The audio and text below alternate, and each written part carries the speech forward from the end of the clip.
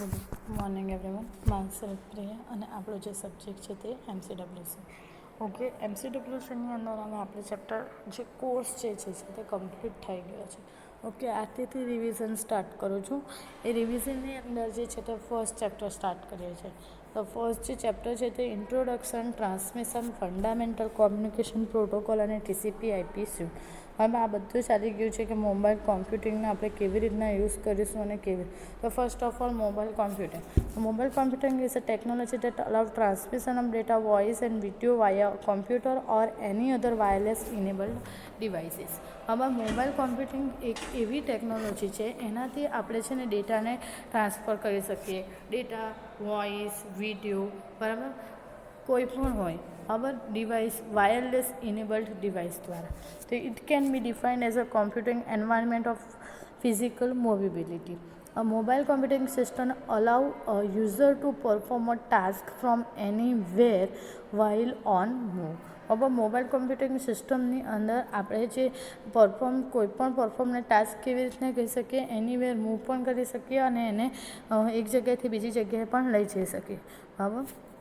Now, mobile computing involves mobile communication. So, first, mobile communication refers to the infrastructure put in place to ensure that seamless and reliable communication. આપણું જે communication કેવું હોય છે, reliable, એટલે આપણને કેવી રીતના ઇઝીલી મળી શકે તેવું હોવું જોઈએ. This would include device such as protocol, service, bandwidth and portals necessary to facility and support the state service. બરાબર, આપણે એની અંદર પ્રોટોકોલનો યુઝ કરીશું, અલગ અલગ સર્વિસીસ, એની બેન્ડવિડ્થ, બરાબર, અને એને જરૂરિયાત લગતી આપણે કોઈ પણ કોમ્યુનિકેશનની અંદર જે જોઈશે તે યુઝ કરીશું. બરાબર. Media is unguided wireless. The infrastructure is basically radio wave oriented. ત્યાર પછી છે મોબાઈલ હાર્ડવેર. તો mobile hardware include mobile device or device component that receive or access the service of mobility.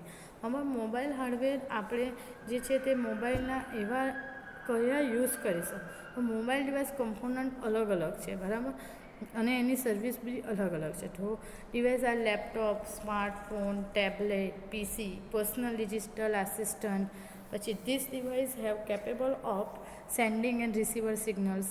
These devices are configured to operate in full duplex, means sending and receiving signals at the same time in wireless network. આમાં wireless નેટવર્કની અંદર full duplex અને single ડુપ્લેક્સની અંદરનો use કરીને આપણા જે data છે એના સિગ્નલ પણ આપણને સેન્ડ અને રિસીવ કરી શકો છો.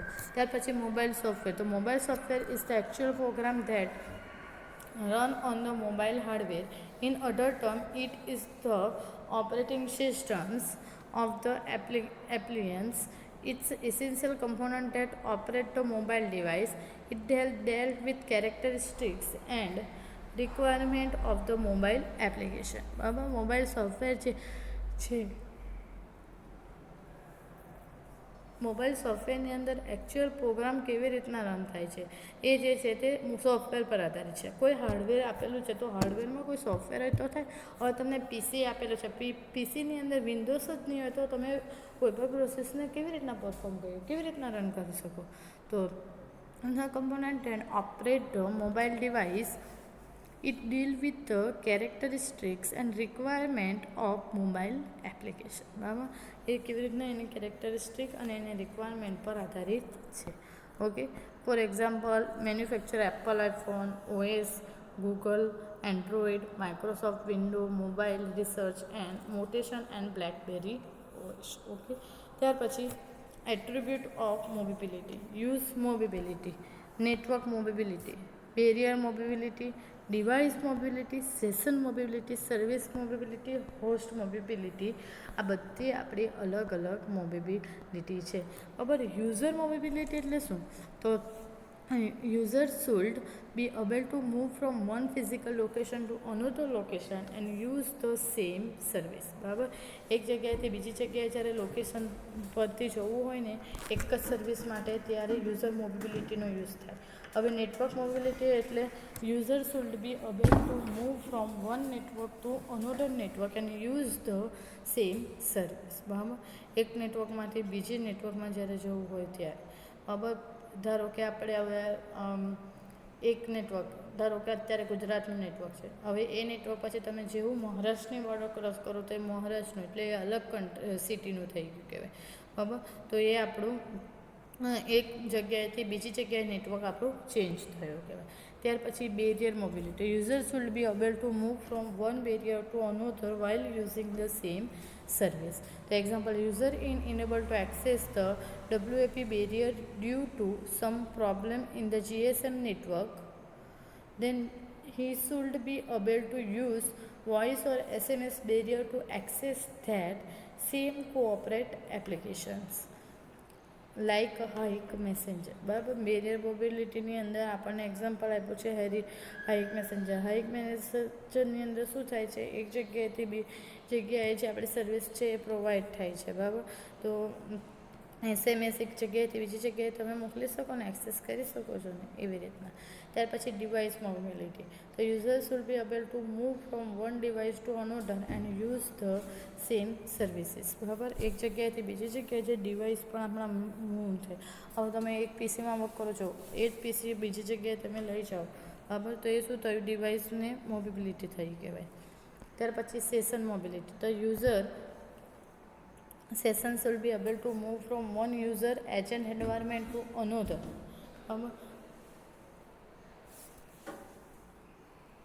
Should be able to move from one user agent environment to another.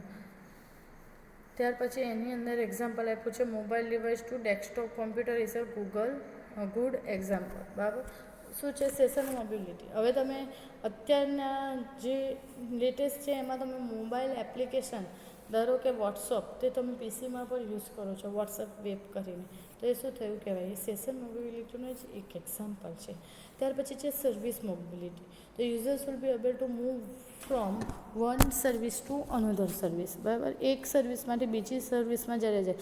Example આપ્યું, user is writing a mail, suddenly he need to refer to something else in a PC. User simply open another service and move between them. Users should be able to do the same in small wireless devices. બરાબર. શું કહે, આપણે મેલ જે right કરીએ, બરાબર, એ મેલ બીજી જગ્યાએ પણ આપણે રાઇટ કરી શકીએ, બરાબર. પીસીની અંદર પણ રાઇટ કરી શકીએ, મોબાઈલની અંદર બી રાઇટ શકીએ, એટલે એની અલગ અલગ ચેન્જીસ હોય છે. ત્યાર પછી host mobility. The user should be able to move while the device is to host computer. Example, the laptop computer of a user is host for grid computing network. It is connected to LAN port. The user realize that the need to leave from an off-site meeting.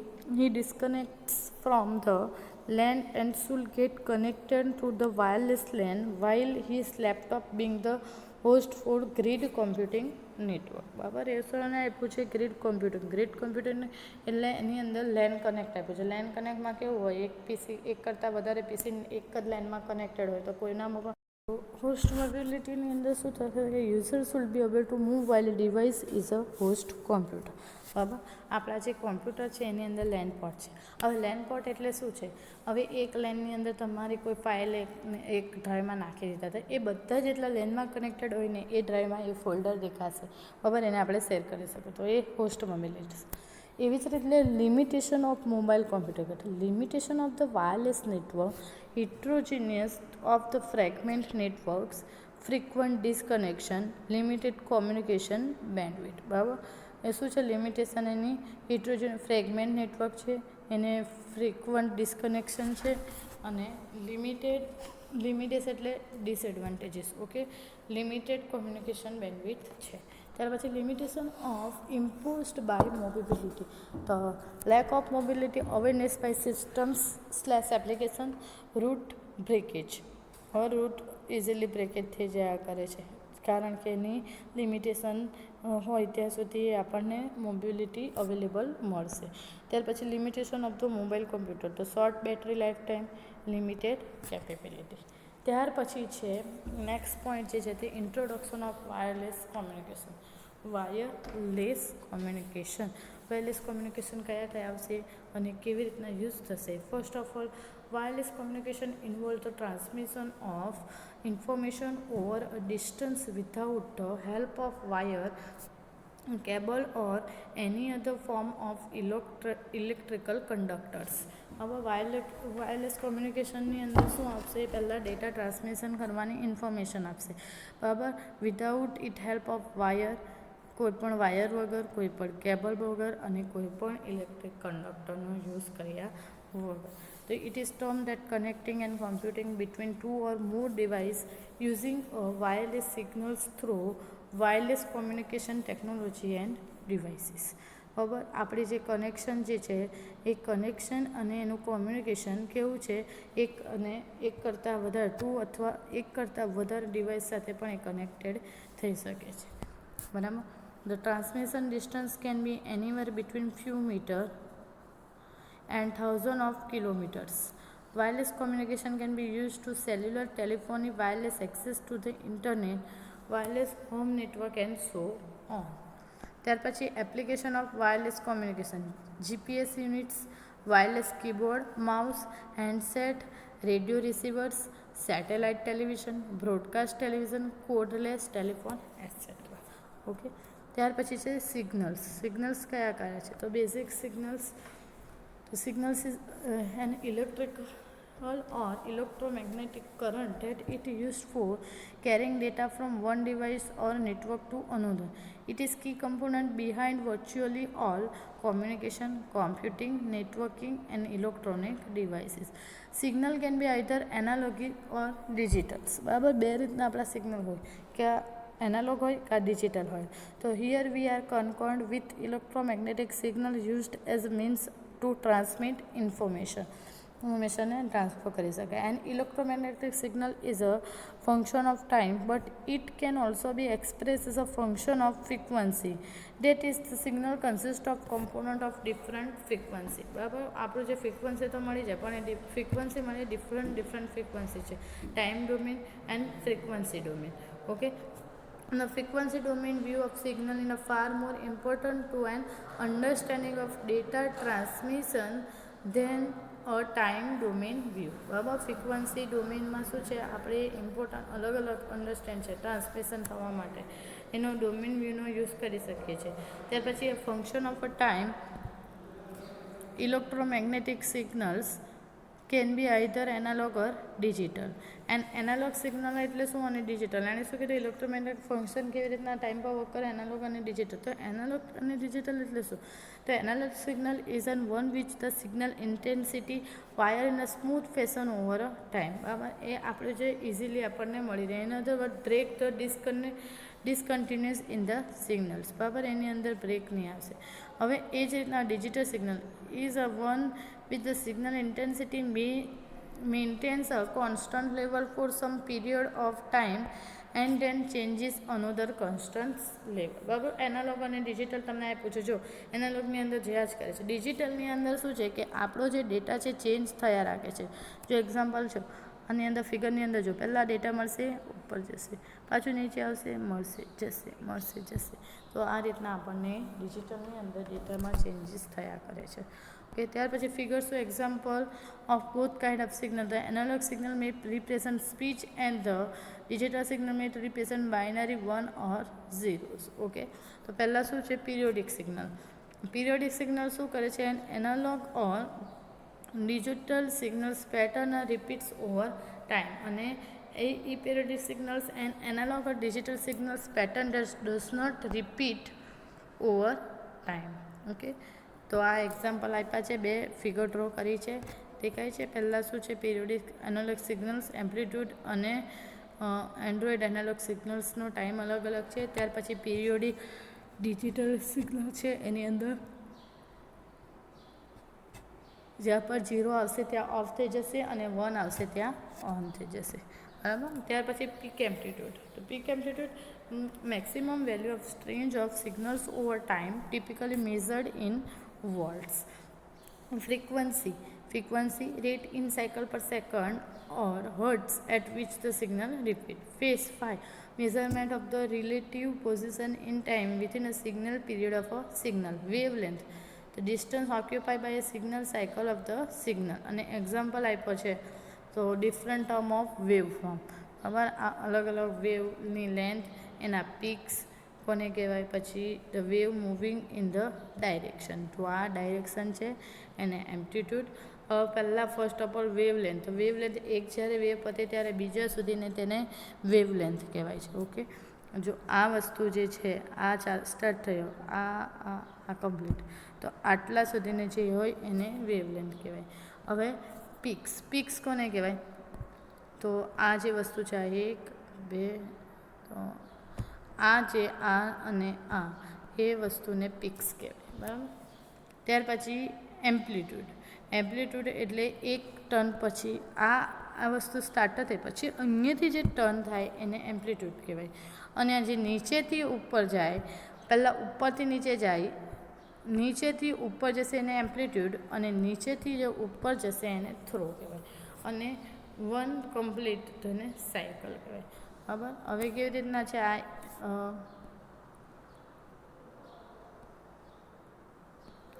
આ છે, બરાબર, આ એક cycle છે. બરાબર, એવી જ રીતના આ બીજી ને આ ત્રીજી. તો આપણે કેવી રીતના 3 સાયકલ થઈ કહેવાય. બરાબર, એ રીતના સાયકલ જોવાનું. ત્યાર પછી analog and digital data transmission. The term analog and digital corresponds roughly to continuous and discrete respectively. These two terms are used frequently in data communication in the at least 3 contexts: data, signals and transmission. We define data as entity that convey meaning or information. Different data છે, એની entity છે, તો એ શું આપશે આપણને, information આપશે. શાની, ડેટાની. The signals are electromagnetic represent of data. Transmission is the communication of data by the propagation and processing of a signal. બરાબર, ટ્રાન્સમિશન ડેટાનું જે કોમ્યુનિકેશન છે એ કેવી રીતના થશે, એ આપણું જે સિગ્નલ છે એની પ્રોસેસ થશે, એના પર ડિપેન્ડ થશે. ત્યાર પછી analog data take on continuous value in some interval. For example, voice and video are continuously varying pattern of intensity. Okay. ત્યાર પછી most data collected by sensor such as a temperature and pressure are continuous value. And digital data takes the discrete value. Example are the text and integer. Okay. જો આપણે હવે કોઈ વસ્તુ બોલીએ તો એને એનાલોગ ડેટા, એટલે એ એનાલોગ શામાં થશે, એડીસી કન્વર્ટરમાં, એ ડિજિટલમાં થશે, અને ડિજિટલમાંથી ડેટા થઈને એ કોમ્પ્યુટર રિસીવ કરશે. તો analog signal is a continuously varying electromagnetic wave that may be propagated over a variety of media depending on frequency. બરાબર, એ એનાલોગ અને ડિજિટલ ડેટા જે આપણને મળે એ બધા શાના પર ડિપેન્ડ છે, ફ્રીક્વન્સી પર. તો એના એક્ઝામ્પલ આપ્યા છે wire media such as a twisted pair, coaxial cable, fiber optic cable and atmosphere or space propagation mode. Okay, ત્યાર પછી analog data voice sound wave છે, પછી ટેલિફોન અને એનાલોગ ડેટા. ત્યાર પછી એવી જ રીતના ડિજિટલ ડેટા મોડમ અને એનાલોગમાંથી જે આપણા ડિજિટલમાંથી એનાલોગમાં થશે. ઓકે, તો એ આપણા એનાલોગ સિગ્નલ્સ છે. ત્યાર પછી ડિજિટલ ડેટાની અંદર શું છે, એનાલોગ ડેટા કોડેકનો યુઝ કરીને ડિજિટલ ડેટા બનશે. બરાબર, અને ડિજિટલ ડેટા છે ડિજિટલ ટ્રાન્સરિસીવરનો યુઝ કરીને ડિજિટલ સિગ્નલ મળશે આપણને. તો digital signal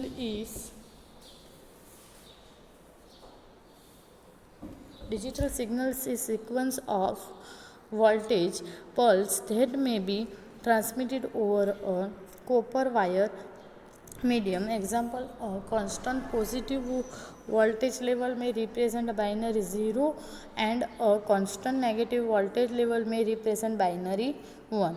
0 શું કરે, નેગેટિવ વેલ્યુ વોલ્ટેજ, અને level may represent binary 0 and constant negative voltage level may represent binary 1. આપણો જે પોઝિટિવ હશે એ 0 અને નેગેટિવ હશે એ 1 ડિક્લેર કરશે.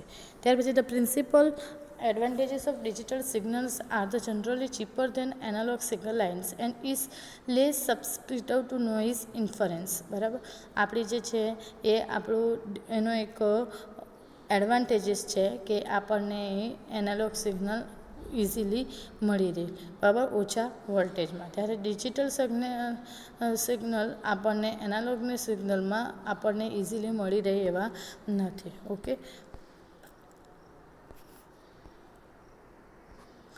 ત્યાર પછી ચેનલ કેપેસિટી છે. ઓકે, તો જે ચેનલ કેપેસિટી છે એની અંદર 3 વસ્તુ આવશે: ડેટા રેટ, બેન્ડવિડ્થ, નોઇઝ ને એરર રેટ. ડેટા રેટ એટલે શું આવશે? એની અંદર બેન્ડવિડ્થ અવેલેબલ છે કે નથી, number of level in digital signals છે અવેલેબલ નથી.